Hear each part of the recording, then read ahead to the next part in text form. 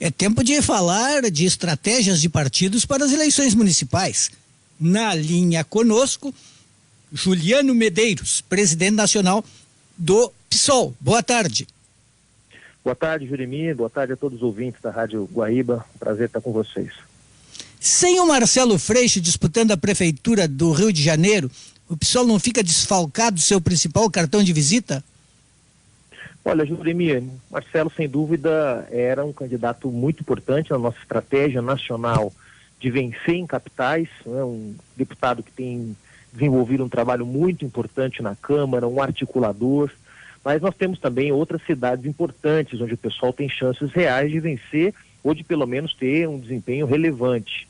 Há capitais como Belém do Pará, Florianópolis, Belo Horizonte, São Paulo, Porto Alegre e mesmo Rio de Janeiro, com a candidatura da Renata Souza, nossa deputada estadual, uma liderança importante da favela da Maré, uma trajetória muito similar à trajetória da Marielle Franco. Então nós vamos ter aí, eu diria, pelo menos uma dezena de candidaturas em capitais que vão dar muito o que falar. Claro que a perda da candidatura do Marcelo é uma perda importante, mas a gente também respeita a decisão dele.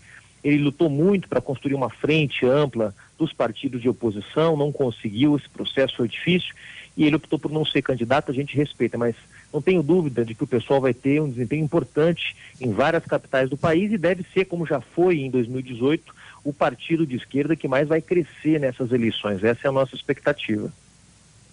Boa tarde, presidente. É a Thaline que fala com a senhora. Boa tarde, Thaline.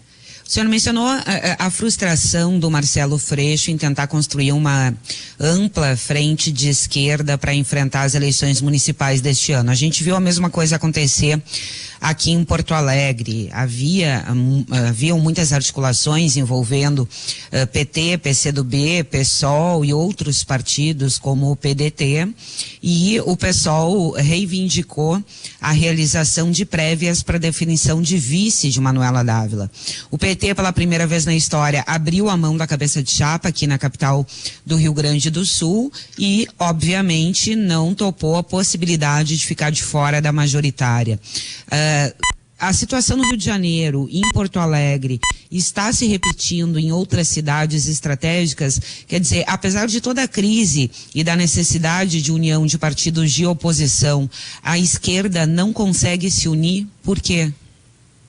Olha, Thaline, no caso de Porto Alegre, eu acompanhei com bastante atenção, não só porque sou daí do Rio Grande do Sul, com muito orgulho, muita honra, mas pela importância que tem o partido aí, pela importância dos nossos mandatos, né? O partido sempre foi muito grande no Rio Grande do Sul, sempre foi relevante no cenário político e eleitoral da capital, e sei que houve um esforço, não só do PSOL, do PCdoB, do próprio PT, para tentar construir as condições.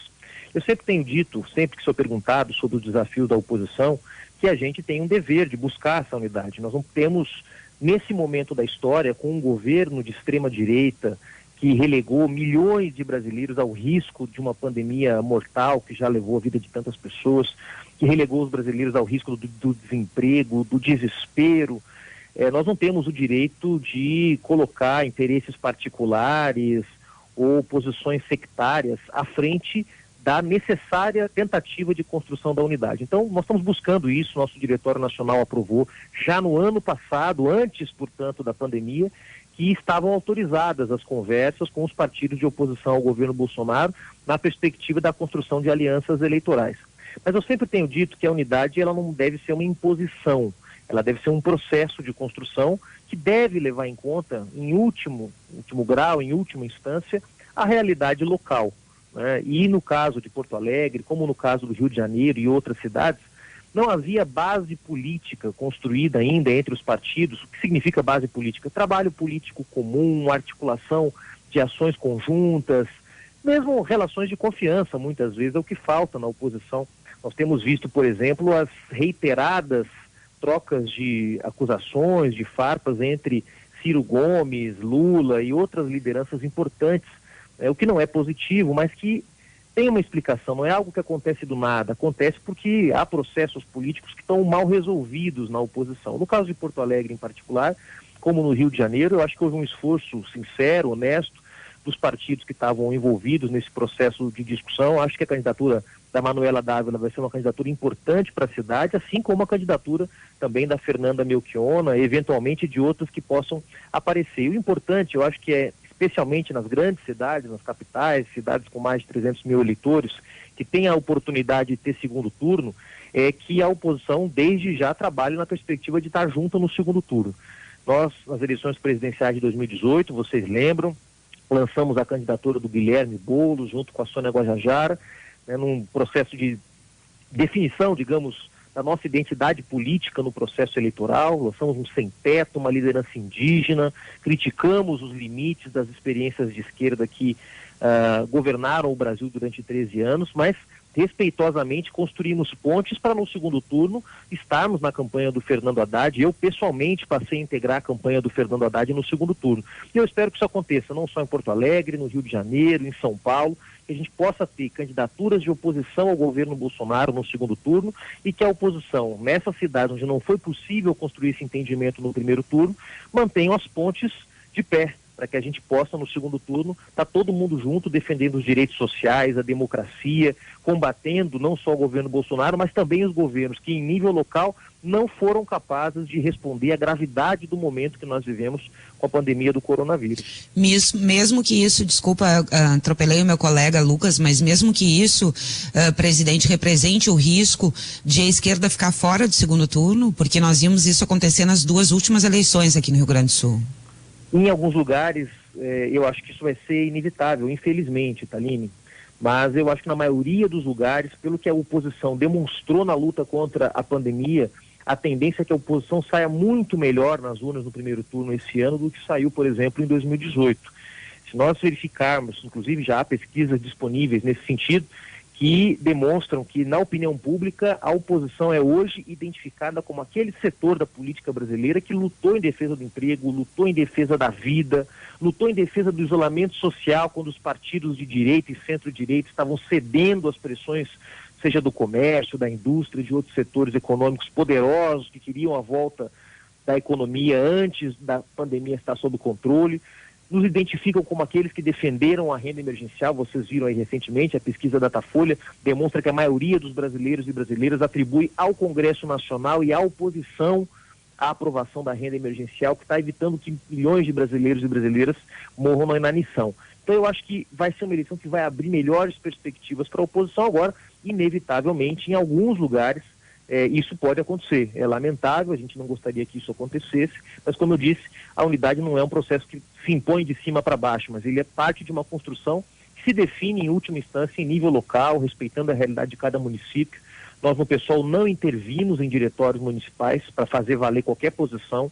Isso em outros partidos já foi muito traumático no passado, né? Decisões de intervenção em diretórios para forçar o partido naquela cidade a fazer uma aliança. Nós não fazemos isso, a gente respeita a autonomia dos diretórios municipais e acha que até aqui tem sido uma decisão correta, preserva a integridade do partido, a sua democracia interna, e é também uma forma mais construtiva de levar a unidade a cabo.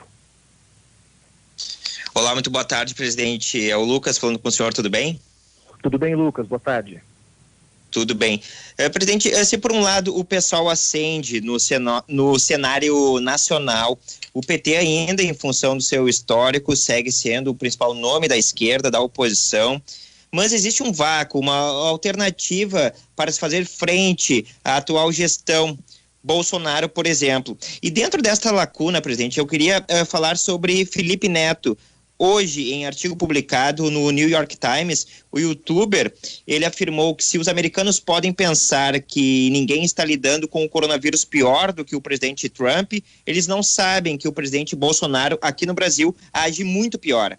Felipe Neto, ele tem mais de 12 milhões de seguidores apenas no Twitter, e o que ele publica, posta, manifesta, é uma bazuca para milhões de pessoas. Como o senhor, como presidente do PSOL, vê esta falta de referência de partidos políticos para se fazer frente a uma administração, a uma oposição forte? Felipe Neto, ele é bem-vindo, é um aliado, o cenário político está tão peculiar que até um youtuber pode encabeçar esta oposição? Olha, Lucas, é um processo muito interessante que nós estamos vivendo, porque se nós verificarmos o que aconteceu no Brasil nos últimos 6, 8 anos, nós vamos verificar que houve um processo de demonização da esquerda no Brasil.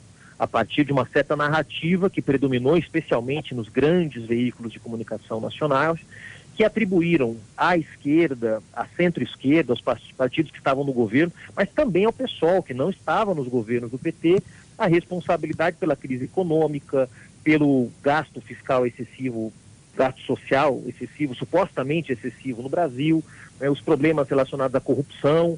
Então, houve uma narrativa muito bem construída que, de alguma forma, atribuiu aos partidos que hoje são oposição a responsabilidade pela profunda crise econômica, social e política que o Brasil vive. Nós estamos superando esse processo, isso não se desfaz da noite para o dia. E nós estamos, eu considero assim, Lucas, numa transição. Nós estamos saindo de uma era em que a esquerda teve como grandes vozes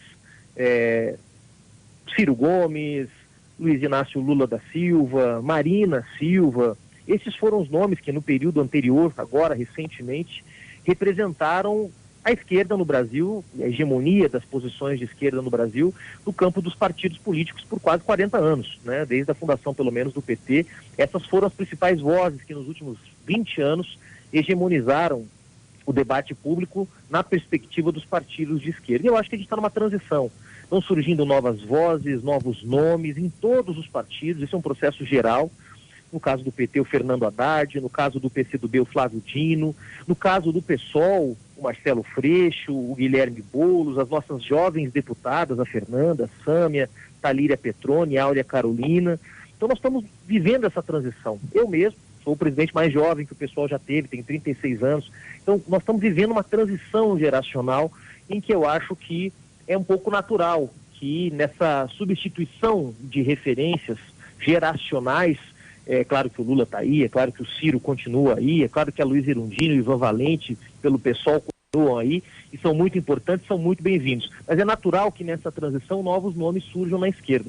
E particularmente no cenário que nós estamos vivendo agora, com o governo de extrema-direita, nós temos um crescimento, digamos, do ativismo fora dos partidos políticos. Isso é muito positivo. Quem acha que é possível superar a extrema-direita no Brasil apenas com os partidos políticos, ignorando os intelectuais progressistas, ignorando os movimentos sociais, ignorando artistas e influenciadores digitais progressistas, é muito arrogante, né? Os partidos são muito importantes no Brasil, mas eles não são suficientes. Nós precisamos da sociedade civil mobilizada. E com isso tudo quero te dizer, Lucas, que eu acho que o papel do Felipe Neto tem sido muito positivo nesse momento. É claro, eu acho que ele não é eleitor do PSOL, nem simpatiza com todas as nossas ideias, mas nesse momento em que Jair Bolsonaro governa o Brasil, em que o país está 2 meses sem um ministro da Saúde, é muito positivo que pessoas com a influência pública que tem o Felipe Neto, ou artistas, intelectuais, formadores de opinião, estejam se engajando no movimento de defesa da democracia, dos direitos sociais, na campanha pelo Fora Bolsonaro. Eu acho muito positivo. Se a gente quiser contar apenas com os partidos de esquerda para derrubar o governo Bolsonaro, vai demorar muito mais tempo, vai ser muito mais difícil. Nós realmente precisamos dos arrependidos que votaram no Bolsonaro e acham hoje que cometeram um erro, daqueles que votaram em Haddad no segundo turno, mas não são de esquerda, daqueles que votaram no Guilherme Boulos no primeiro turno. Nós vamos precisar de todos eles para derrotar o governo Bolsonaro, e eu acho que o papel que o Felipe tem cumprido, de vez em quando a gente conversa, a gente está num grupo de WhatsApp aí que tem alguns artistas, líderes políticos, troca ideia, eu acho que o papel que ele tem cumprido é muito positivo, e que venham outros Felipes Netos para ajudar as lideranças da oposição a falar com mais gente. Juliano Medeiros, presidente nacional do PSOL. Vamos imaginar, na última eleição em Porto Alegre, boa parte da esquerda, no segundo turno, não queria, obviamente, a eleição de Nelson Marquesan Júnior. Mas também não se dispôs a votar em Sebastião Melo.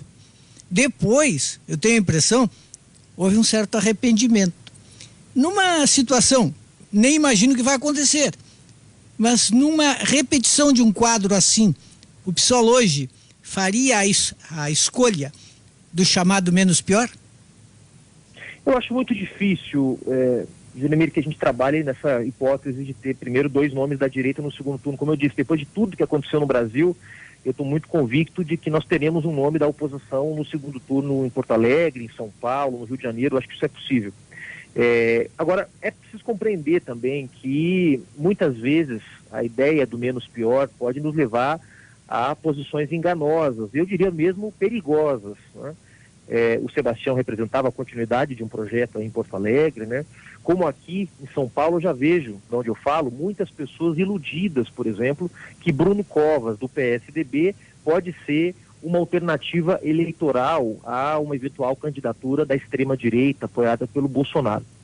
E cada vez que a gente faz isso, a gente vai reduzindo o nosso horizonte de expectativas, né? E vai, de alguma forma, aceitando que não há a possibilidade, a expectativa de termos, no segundo turno, forças progressistas, democráticas, e eu acho que isso vai nos desarmando. Então, eu acho que, nesse momento, trabalhar para ter um nome da oposição no segundo turno. Se chegar a esse segundo turno trágico que você descreve, é preciso avaliar, mas eu acho muito genuína, muito honesta e muito legítima também a posição de quando você tem dois nomes que são absolutamente do campo oposto ao que você defende, a opção pelo voto nulo. Eu não acho que o voto nulo seja algo que deva dar vergonha a qualquer partido político, porque tem vezes que realmente no segundo turno não há nada que você possa apontar de identidade partidária com aqueles projetos que estão lá. Então, agora, claro, isso é um cenário que tem que ser visto no momento certo, espero que não aconteça, espero que a gente possa ter no segundo turno um nome de toda a oposição unificada e, claro, espero que esse nome seja do PSOL. Juliano Medeiros, muito obrigado, um abraço e boa sorte nessas eleições. Obrigado, Jurimir, Taline, Lucas, um grande abraço a todos os ouvintes da Rádio Guaíba.